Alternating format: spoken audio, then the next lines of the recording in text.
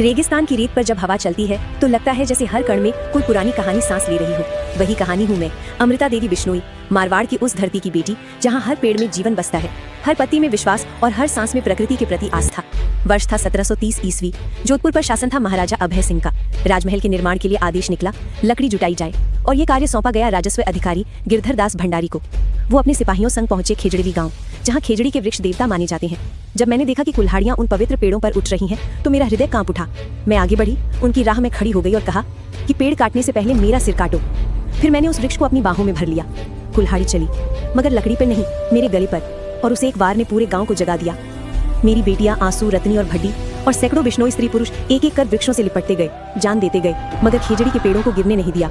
उस दिन 363 बिश्नोई जनों ने अपने प्राण अर्पित किए ताकि प्रकृति जीवित रह सके। जब ये समाचार महाराजा अभय सिंह तक पहुंचा तो वे स्वयं खेजड़ी ले आए। रेत में रक्त बह चुका था, पर वृक्ष अब भी अड़े खड़े थे।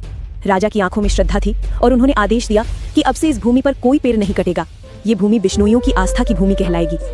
आज सदियों बाद भी हर वर्ष खेजड़ी में मेला भरता है, जहाँ लोग हमें नहीं, धरती माता के आंचल को प्रणाम करने आते हैं। हमारे इस बलिदान की स्मृति में राजस्थान सरकार ने 1994-95 से अमृता देवी बिश्नोई पर्यावरण पुरस्कार आरंभ किया, जो वन और वन्य जीव संरक्षण में सर्वोच्च सम्मान है। और 2013 में भारत सरकार ने इसी के नाम से राष्ट्रीय पुरस्कार भी स्थापित किया।